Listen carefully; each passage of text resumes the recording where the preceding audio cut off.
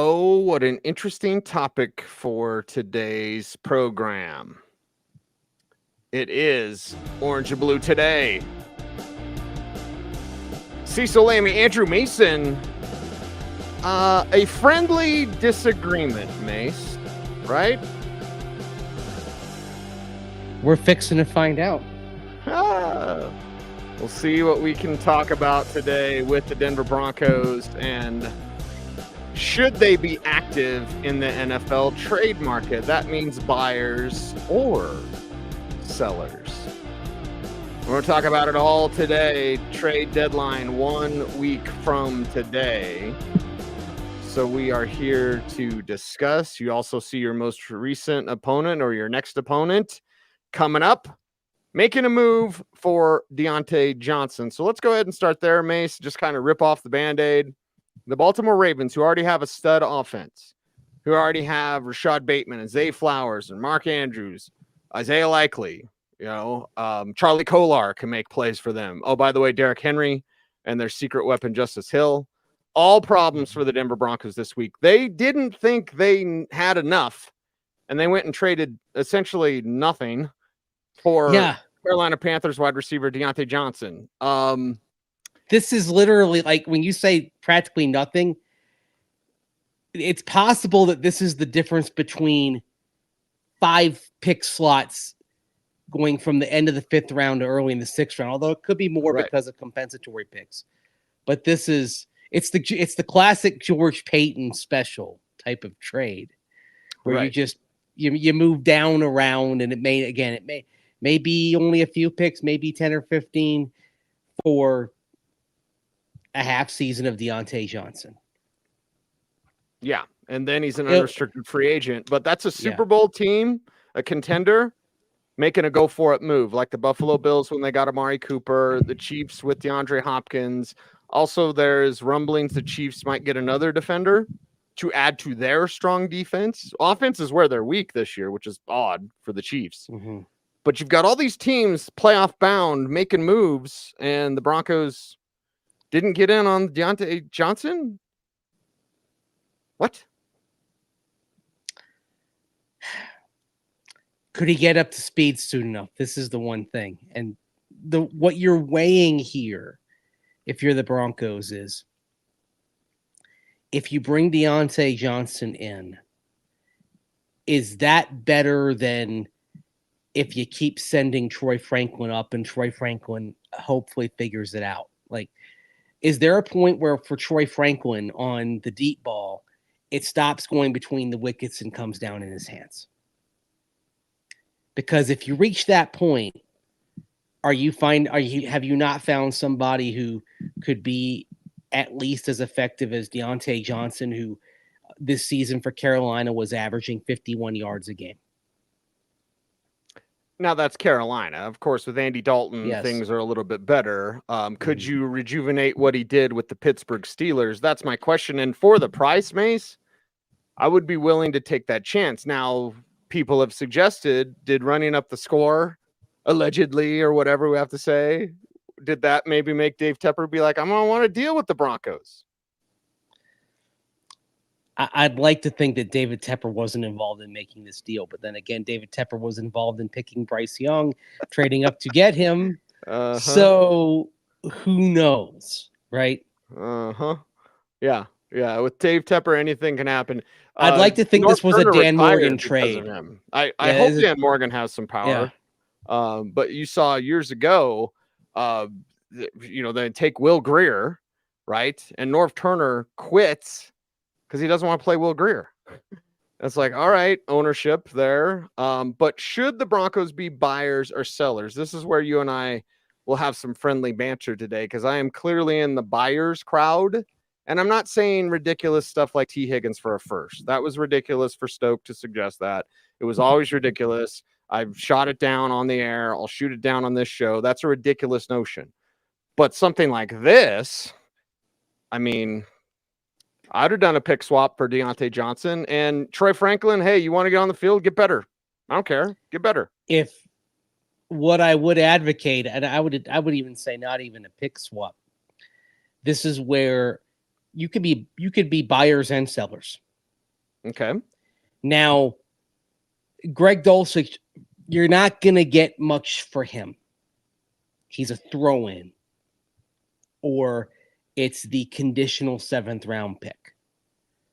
That's it. Greg Dulcich right now has the same value as Albert Okwuegbunam did back at the end of the 2023 preseason, which is very little. Mm-hmm. Baron Browning is interesting because right now he's in the wake of his injury and Nick Bonitto taking that next step.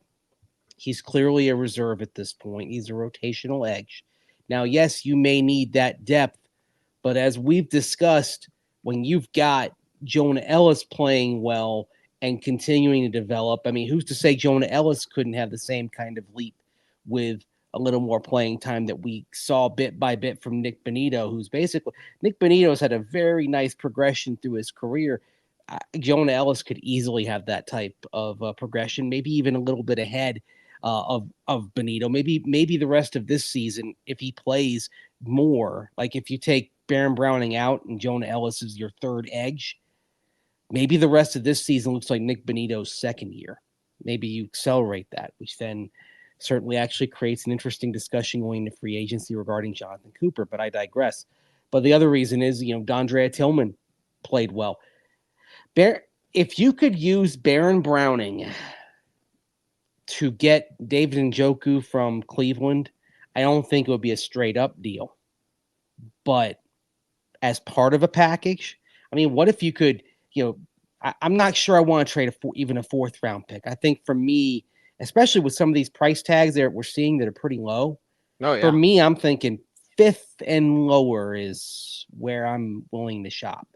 Day what 3 if I for could sure. turn? What? Yeah. Day 3. Well, no, for I'm saying I'm not even all day 3. I'm saying I'm not trading a 4. I'm not trading one of my first four round picks in this draft. That 4th rounder might be your next inside linebacker. So I'm not doing that. But could Baron Browning, bring the value down? Maybe Cleveland, if they want a 4th for Njoku, you say no. Okay, how about a 5th and Browning? How about a 6th and Browning? More likely a 5th, because Browning is in his contract year, rent a player, see what he can do. I saw this on social media somewhere. I mean, I know one thing that was being tossed out there in the rumor sphere was, what about Diontae Johnson for Baron Browning? That obviously can't happen. Right. But Browning may want to be in a situation where he gets more playing time as he goes toward free agency this offseason. So I would imagine he might be amenable to being packaged in a deal that took him to a lesser team but got him more playing time. The only thing is, I don't think Cleveland would be that team, even though I hypothetically say, oh, well, you could throw him in Njoku. I don't think Cleveland's that team where he could get what he wants in terms of playing time on the edge. Mm-hmm. What would you say to a player swap of Greg Dulcich for Miles Sanders? Clearly, Carolina is selling. Clearly, they're giving you bargain prices. These are like Dollar Tree prices for Carolina. And granted that they would do business with you again, it's Dave Tepper, so who the hell knows? But I've suggested Miles Sanders as an addition for this Broncos backfield to inject, some veteran trust, pass protection trust, and some speed, some receiving ability there as well from Miles Sanders. Whose playing time is he taking? I think Jalil's role stays the same. I still don't want to see Audric Estime touch the ball. And if Javonte doesn't start averaging more and stop dancing again, it's one game and we have to react to what we've seen. I can't really trust Javonte as RB1 going forward. So Sanders is potentially your RB1, but right now he would be taking away Estime's playing time. Okay, but you've also got Tyler Bidet coming back.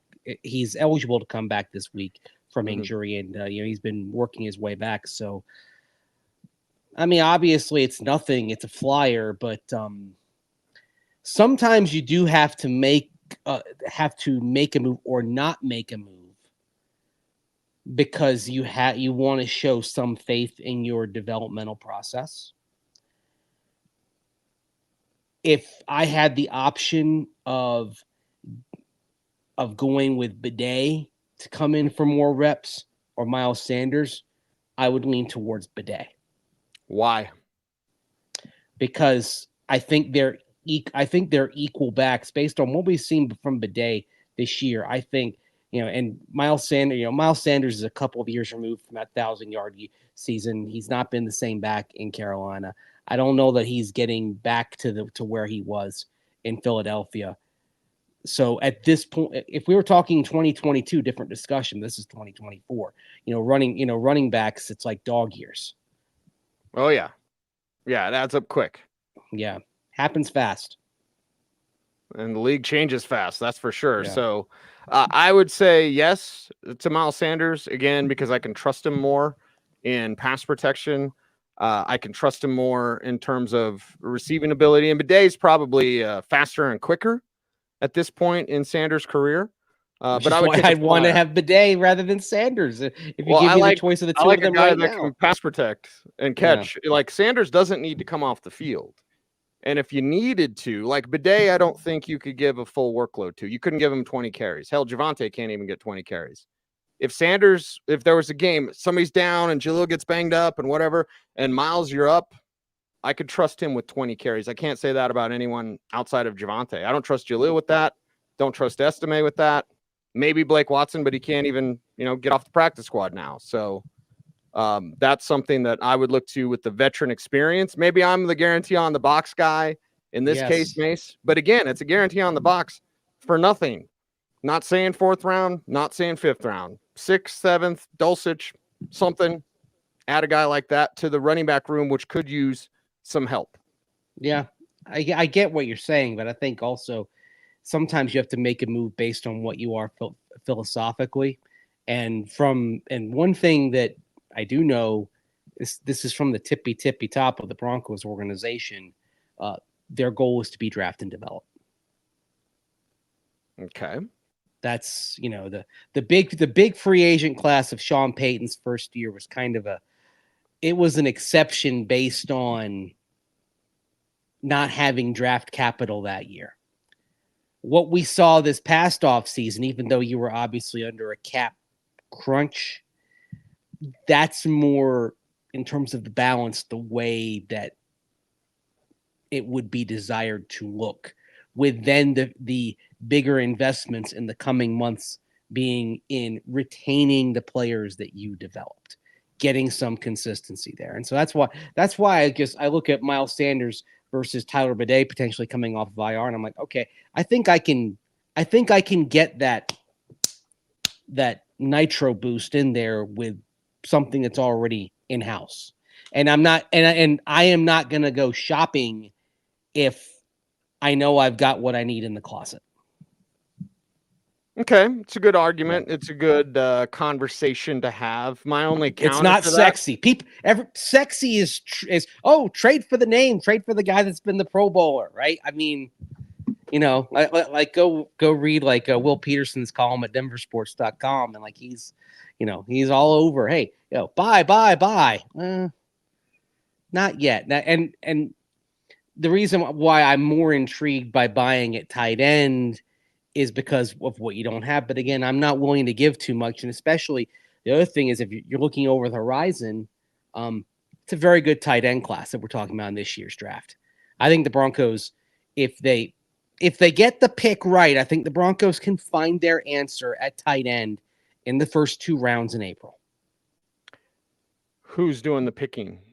Because my one counter to you saying draft and develop is because George Payton picked. Yeah, it's George Payton player guys. Because George Payton picked Greg Dulcich over Isaiah Likely. Yep, because he picked Montrell Washington instead of Isaiah Pacheco. For skill positions. Okay, for defenders, let me finish. I hate to quote my own commercial, Mace, but I have to talk here too. I have to talk here too. Let's talk about his skill position players outside of Bo Nix and whether that's a Sean Payton pick or not. But I like the pick of Jonathan Cooper in the 7th. I like the pick of Quinn Miners in the 3rd. But when you're taking Marvin Mims in the 2nd, he's looking like a bust. Troy Franklin's looking too inconsistent to really call anything right now. And then the Greg Dulcich pick, the hallmark. This is my guy, UCLA. Maybe that was the Bruins thing blinding him. But when you've passed on proven. I mean, Isaiah Likely could start for every other team, except he's behind Mark Andrews there. Like when you're making these decisions, draft and develop, that's great. You're doing a good job on certain parts, but I would lack a trust in George Payton if that's the answer. If the tippy top is saying that, my answer would be like, well, who's picking it? How much effect do you think Sean Payton had on Marvin Mims' pick, though? Because that was Sean Payton's first draft. And that's Sean's pick. Yes. Okay. I think the early stuff is Sean. The late stuff is George. So if we're talking about a tight end in round 1 or round 2, Sean's making that pick. That would be better. That would be better. Yeah. Which it's hit or miss. Okay. Everybody's hit or miss. Sean Payton has Jimmy Graham way back. Palpable hit. Adam Troutman had a very good game on Sunday, but remember that was a trade up for a 3rd round pick. Not really going to, I can't say a miss because he's a contributor, but he didn't break out. Right. His path ended up being different. You and I talked about this. We both saw him as an elite pass catcher coming out of college, going through the Senior Bowl. Didn't happen. You know what happened to him, Mace? Here's what happened to him. And it happened with Daniel Graham and Mercedes Lewis. He got to the league and they're like, oh, you can block. Daniel Graham was a great receiver. Mercedes Lewis was a great receiver. And they both got typecast as, well, you're a blocker. You're a Y. You can do everything. It's like, damn it. Troutman could do a little bit more. I don't think at this point we should be expecting that. So if it's Sean Payton and if it's round 1 or round 2, I'll buy that. Draft and develop. Now, wide receivers, we have to discuss that because the skill positions are where they're lacking. The offensive line is fantastic. The offensive line has been great. The 2 top tackles in terms of grades, and again, it's Pro Football Focus, with no pressures, Garett Bolles and Mike McGlinchey. Like, their offensive line is on point. They need tight end help, and they need wide receiver help, and running back help. They need skill position help. Running back's 3rd on the list. I'd say it's a distant 3rd. Tight end is 1st, but again, like, what are you looking for here? And can you just hang on with what you have? I guess the other question I would ask you is, do you think what we saw Sunday, I'm not saying replicate that every week from the tight ends, but do you think after that you can at least get your tight ends to where, as a collective group, they're bringing you 50 yards again? Yes, because last game it was 103 yards collectively, top of my head. Mm-hmm. So if you just half that, give me half that. And I think you can do that, whether it's Kroll or Troutman or Nate Atkins or whatever. I'm thinking let even do like over a 3-game sample size, 12 catches, 150 yards, and a touchdown. Can you get that from those tight ends every 3 games? Yes. Then I think you're right with what you got, unless there's a real bargain type of offer that it's too good to pass up. And that would include Njoku, right? You're talking Njoku for Browning, something like that. Njoku for Browning. Again, I'm not going any higher in what I'm giving up than a 5. Okay. What about the practice squad guys? Our chat room's gone nuts on A.T. Perry. Donald Parham and Blake Watson. So I think those 3 players are in the conversation of, okay, if you're not going to trade, and honestly, Mace, I don't think they're going to trade. Unless it's trading away. Exactly. I think they're more likely to sell than buy. Yes, and just sell, like a Dulcich, something like that. It's selling spare parts that you're not going to use. It's, you have a redundancy here. Can we get something of value for that? If so, great. I mean, go ahead and do it. That's what I think we're talking about here more likely. I don't think we're going to be sitting here next Tuesday, Cecil, and talking about a deal. It's like, whoa, oh my goodness, look what the Broncos did. I don't think that's happening. I know the chat room loves your Whalers hat, and they love A.T. Perry. Yes. So I love A.T. Perry too. You love A.T. Perry. Okay? Hands raised. I'd like to see him get a look. And the thing is, based on what we saw last year, late in the season in New Orleans, he has shown more productivity than the guys that you have on the roster right now. The guys that are playing. Marvin Mims, who doesn't look back for a pass. Troy Franklin lets one go through his hands. Josh Reynolds should be back, but there's concerns there with him as well. And Reynolds has more production than A.T. Perry, but I don't know, Mace. Big and fast. I kind of like that. Mm-hmm. Big and fast. And then you see what he's got, and this is also part of kind of where you are as a club. I think the ceiling for this team is sneaking into the playoffs and winning a game. But remember, if they get to the playoffs, barring a Kansas City collapse, they're going to have to go road in all likelihood, unless there's a flurry of upsets around them. The chances of going road with a rookie quarterback in the postseason and getting the Super Bowl are, to put it kindly, remote. And this is why I'm not an advocate of the type of thing that Stokes suggests, or even something a little lighter than that. I don't think the Broncos are in a position to do that right now. That's something that you think about maybe next year, depending on how it's going. But the Broncos aren't at that point in their development. That's why hang on to your valuable draft capital. Look, if we're talking about T. Higgins in the offseason as a free agent, that's a different discussion. Even though you and I both mentioned the same name, Alvin Harper, back in the 1990s. Peerless Price too. Yeah. Yes. Peerless Price was opposite of Eric Moulds. Is that correct? I always forget. Yes, in Buffalo. And then Atlanta picked him up, and Atlanta was like, we got somebody, and they didn't have anybody. But Alvin Harper was the first for us, for people our age. Yeah. And a legit standout player for those first two Cowboys Super Bowl teams. Yep. Cowboys didn't really miss him. But wait a second. I just thought of something. This is only for us, Mace. This is our special moment. Are we talking about both Tennessee receivers? Because yes. Alvin Harper was University of Tennessee, and I believe Peerless Price was University of Tennessee. Am I misremembering that? Don't trade for a University of Tennessee receiver when he's number 2. Trade for Carl Pickens if he's number 1. But I think I'm remembering that right. Again, that's only for us. I think so. You are. And it's funny you mentioned Carl Pickens, because that's a famous Broncos decision when John Elway needed a receiver, wanted a receiver. Carl Pickens was there, and they took Tommy Maddox, Dan Reeves' last draft in 1992. Gosh. It's another what if.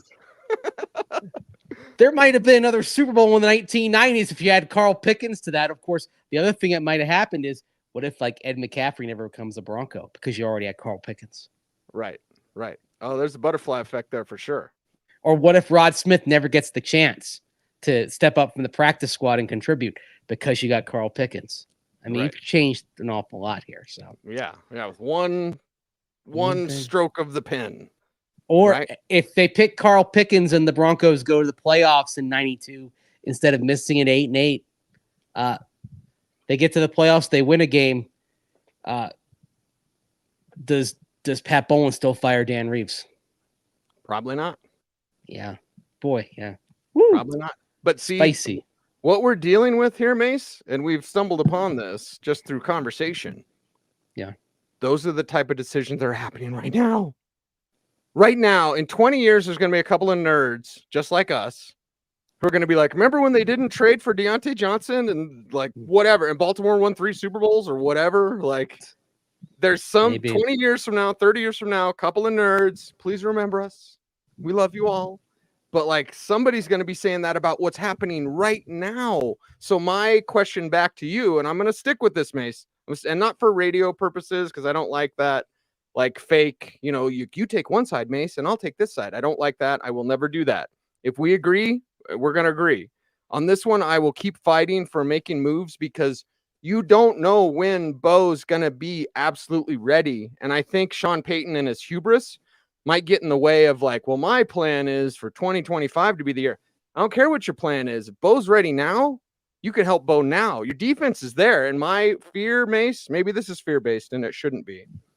My fear is that your defense does this and your offense is down here. And by the time your offense is up here, your defense is leveled off. That's probably going to happen anyway because defenses don't stay elite forever. Look, if you get a star quarterback, a top 5 quarterback, that is the way to sustain success, increasing your chances of sustained success. Now, that being said, you can't have a defense that's a total disaster. Looking at you, Cincinnati, your defense has got to be competent. I mean, if the Bengals had an average defense, what would they be right now? 6-2? Yeah. They lost the game when they didn't even punt. That's hard to do. You ain't lying. Yeah. But you have to get it intersected close enough. Like your dominant defense, your offense can't stink, but then your offense can't be great, and your defense bringing up the rear. The Chiefs will be a big test because their offense is struggling, but they have Pat Mahomes. And their defense is playing good football. They're not getting sacks, but Uche will help them get sacks. And again, if they trade for this corner that I've heard they might trade for, their defense will be even better. The interesting thing about this game, of course, we know that Baltimore has a bad defense this last game for the trade deadline. Baltimore's defense is terrible.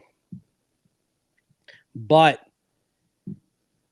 even with the defense the Broncos have, there's still a pretty good chance this game gets to where it's like in the 20s. And does Bo have enough to win a game like this where maybe it becomes tit for tat? Lamar Jackson makes one big play for a touchdown. Okay, Bo, your turn. Can you respond? Right? That's exciting.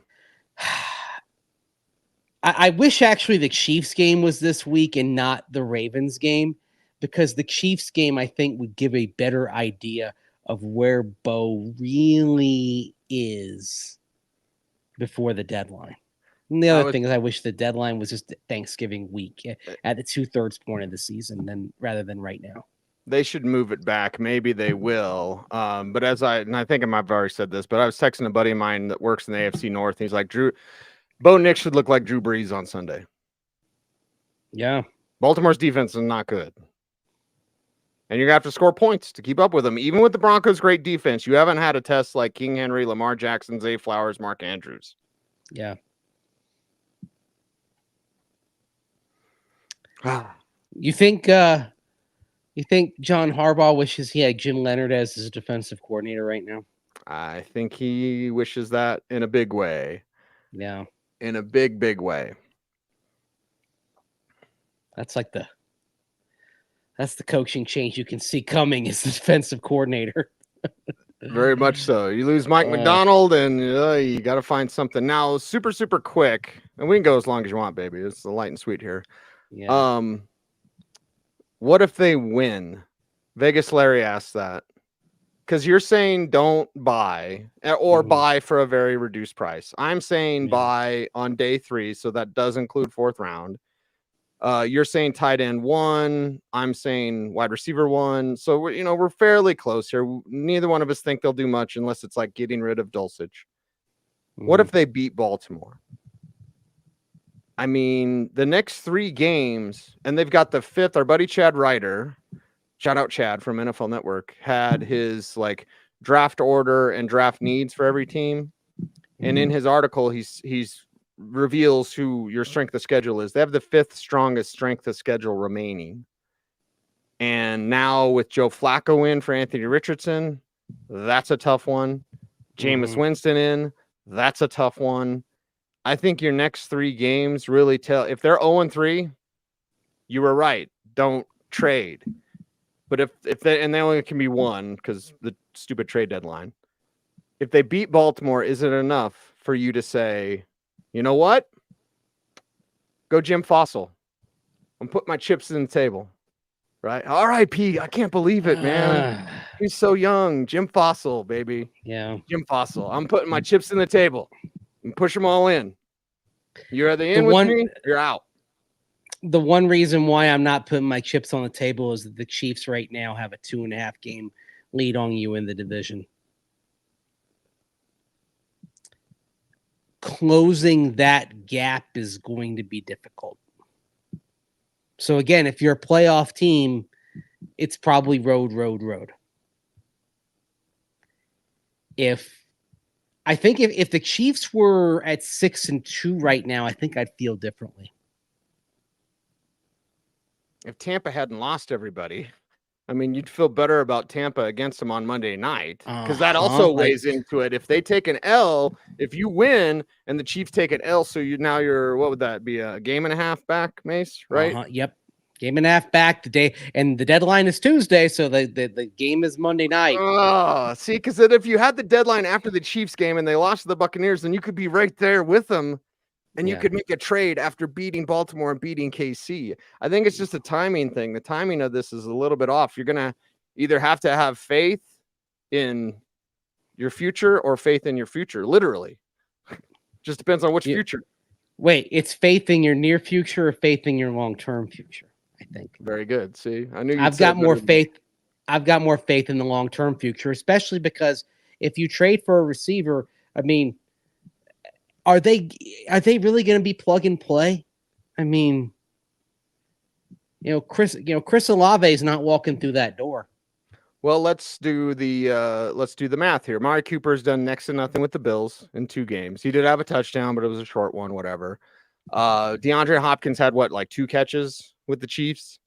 Like Davante Adams has done nothing. In fact, our buddy Frank Schwab, who I love, he suggested the 49ers should trade for Davante after the Jets already traded for him.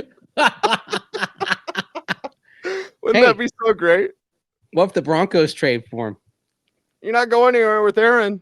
Sorry, Hackett. What would you give up for Davante Adams? Woo. Okay. I'm gonna have to climb into day 2 if we're gonna be serious, Mason. It was a conditional, because here's the thing: it's a conditional 3rd round pick that got him to the Jets. Okay. So I would be like, hey, I'm not giving you a conditional 3rd.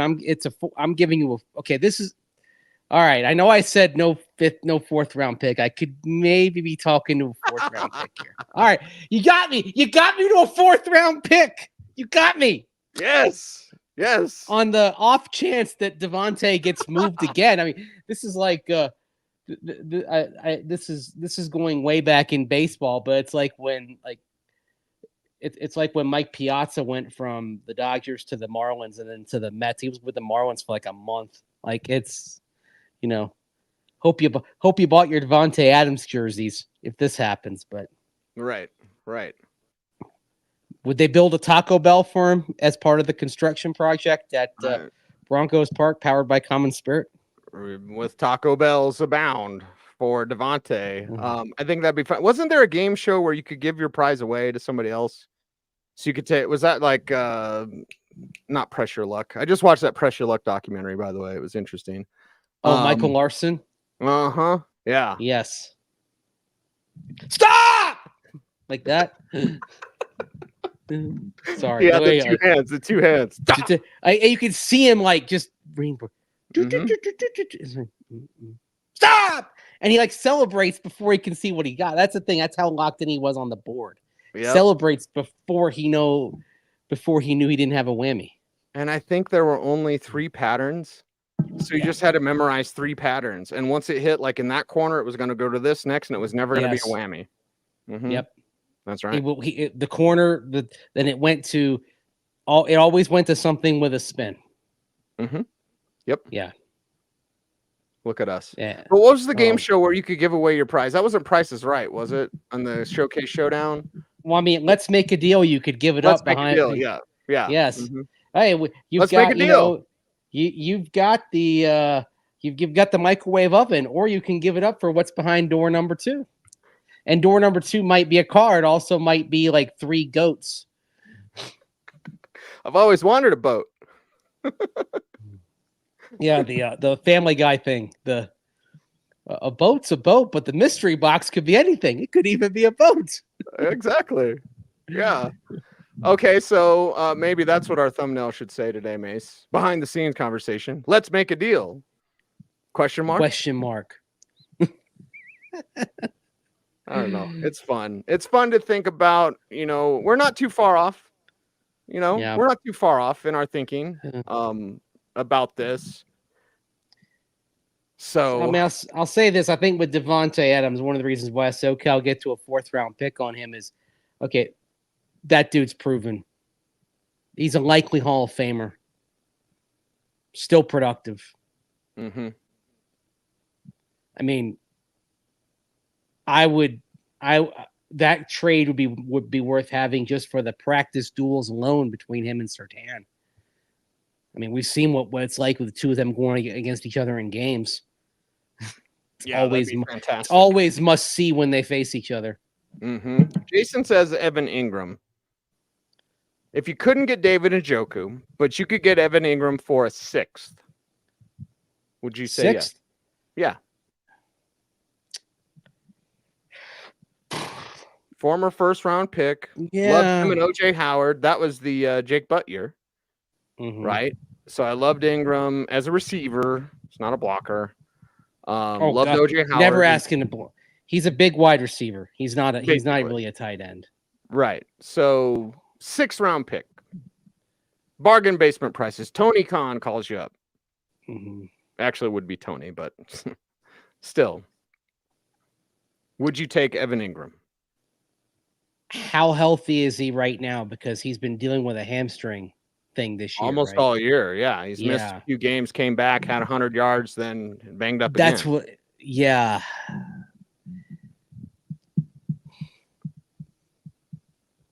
Conditional 6th. Okay. Or the George Payton special. You give up a 6, or you give up a 6, you get a 7, or maybe you do the Diontae Johnson thing. You give up a 5, you get a 6 in Ingram. I mean, I'd like to walk out with the same number of picks I had walking in, just because I'm not sure if he's healthy. I mean, I'd be intrigued if you can get him healthy. Great, but the thing is, with this hamstring, I mean, what are we talking about? Having to sit him on the shelf for 2 or 3 weeks to get him up to speed. So, I mean, are you afraid of it going again? I mean, is this Greg Dulcich 2.0? Yeah.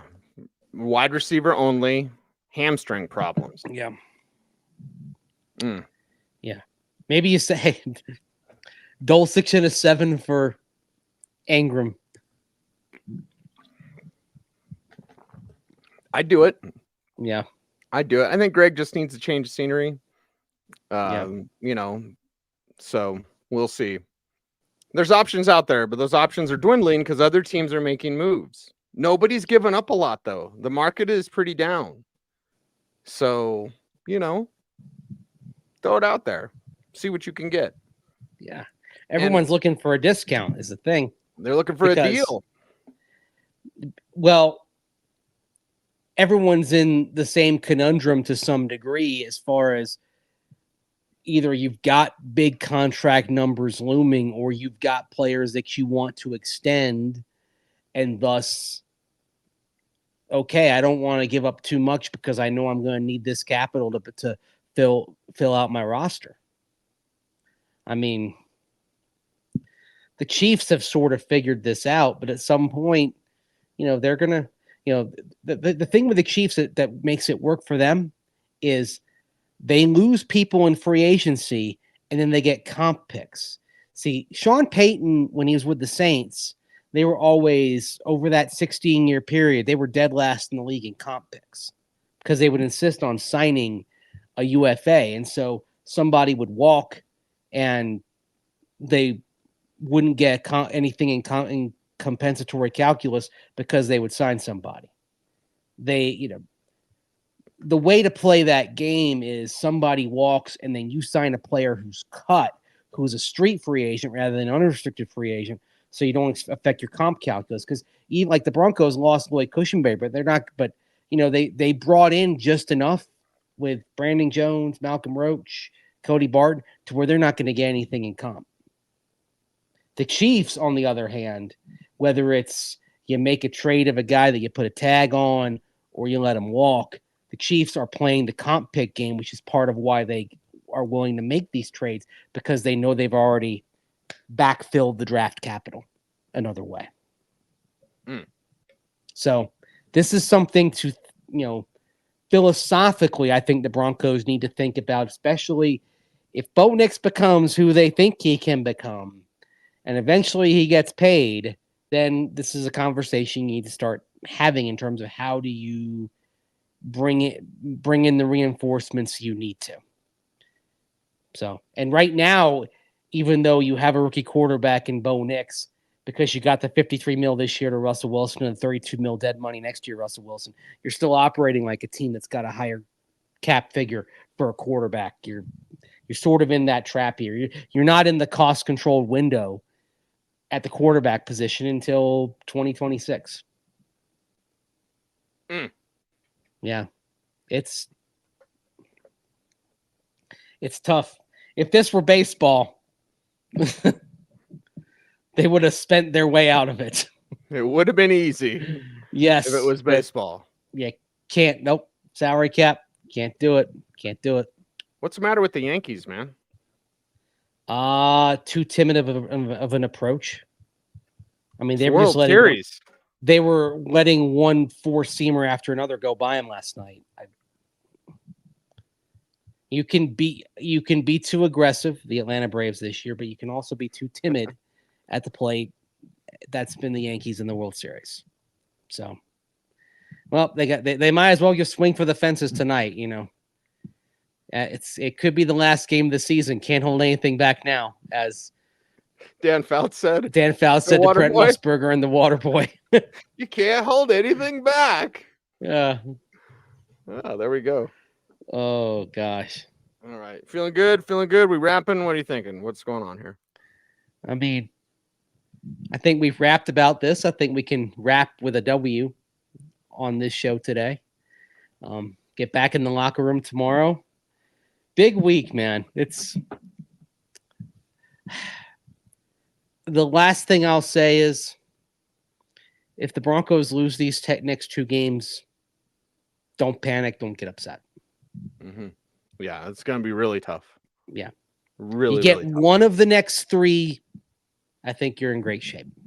And we'll talk about it mainly probably on the Saturday show, Mace. Mm-hmm. But where Baltimore is strongest, you are weakest. And that's the thing. We've all been excited about this defense, best in the league, whatever you want to say. But Baltimore's the strongest where you're the weakest. That's a problem, Mac. Biggest test up the middle this defense has had. Mm-hmm. And I'm not just talking about Derrick Henry. Yeah. Yeah. It's the guys that are running routes between the numbers. Hope PJ Locke's healthy. That's another thing. Didn't play last week. Hope they get him back. Right. So we got a lot to learn. They need him. Yep. And you hope that what they learn, if it doesn't go well for this defense, you just hope that what they learn doesn't affect their confidence, because there are sometimes games like this leave a mark. If the defense struggles and you get lit up, how do you contain? It's like a fire. How do you contain it before it gets out of control? Mm-hmm. That's the kind of conversation we might be having on Monday if the Ravens do dice up the Broncos in the areas in which their defense is weakest. And your offense best job this week might be playing defense, because if you can eliminate the ground game and try to turn this into a track meet, I'm a little nervous about that, Mace. Track meet, yes, but also I think you want long drives. That ends in 6. You need some 10-play, double-digit play touchdown drives in this game. Yep. Let me ask you this before we go. If you win the coin toss, do you take the ball? Yes. I would too. Take the ball and try to do what you did against Tampa Bay. March downfield, get that lead, put the game on your terms. Set the tone. Yeah. Mm.